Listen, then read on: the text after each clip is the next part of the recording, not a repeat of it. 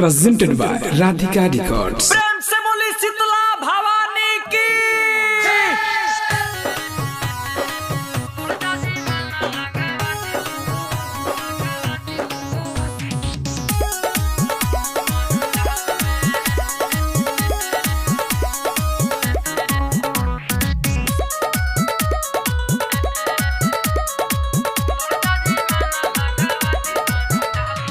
पूजा न करावल जब तो बनी बुरा हाल में, पूजा न करावल जब तो बनी बुरा हाल में। कूलर जजी में न लगावा दी पंडाल में, कूलर जजी में न लगावा दी पंडाल में, कूलर जजी में न लगावा दी पंडाल में।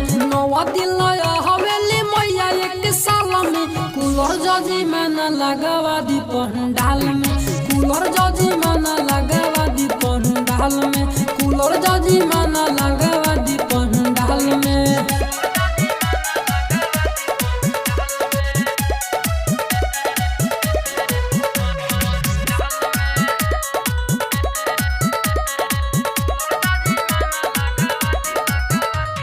पंखा चलता जैसे चलेला बेहना, देखो जजी मन बड़ी होता पसेना। पंखा चलता जैसे चलेला बेहना, देखो जजी मन बड़ी होता पसेना। माही के झुलुआ लागली निये के डाल में, कूलर जजी मन लगावा दी पंडाल में, कूलर जजी मन लगावा दी पंडाल में, कूलर जजी मन लगावा दी पंडाल में। presented by Radhika Records।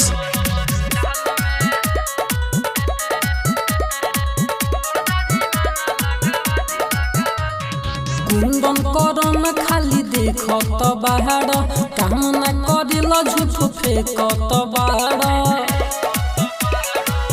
हो कुंदन करन खाली देखत बाहर, काम न करिल झूठ फेंकत बाहर।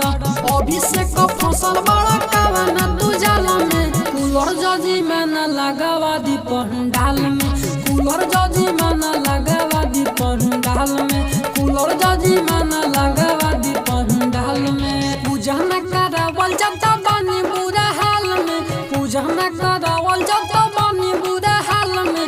कूलर जजी में न लगावा दी पंडाल में, कूलर जजी में न लगावा दी पंडाल में, कूलर जजी में न लगावा दी पंडाल में।